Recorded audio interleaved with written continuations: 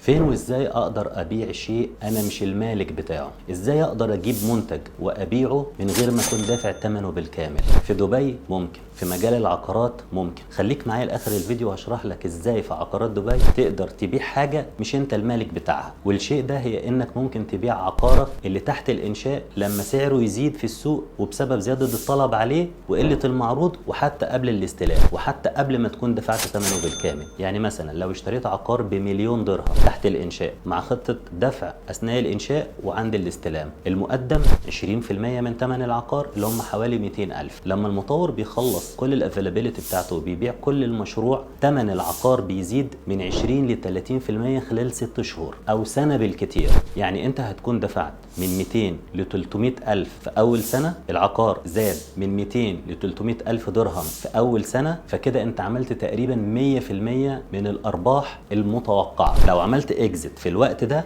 انت هتكون عملت قد راس المال اللي انت حطيته في البدايه. تاخد المبلغ بالارباح اللي انت عملتها وتعيد الكره تاني مع مشروع جديد وتعمل نفس المحاوله تاني. في خلال سنه سنتين هتضاعف راس المال بتاعك مينيموم 100%. تعال ناخد مثال عملي حصل على ارض الواقع، مشروع فيلل دماك لاجونز. اول مرحله كنا بنبيع التاون هاوس فيها بمليون و300,000. المقدم كان 20%، وبعد 6 شهور بتدفع 10% وتاخد عقد الملكيه. لما السعر زاد ورجعنا نبيع تاني بعنا بمليون 750. العميل كسب حوالي 400,000 وهو ما كانش دفع بس اكتر من 400,000، وتقريبا عمل ارباح 400,000 قد اللي كان دافعهم في البدايه. فكده هو عمل ارباح 100%. في السوق حاليا مشروع دماك لاجونز بيبيع اقل سعر ب 2 مليون و200.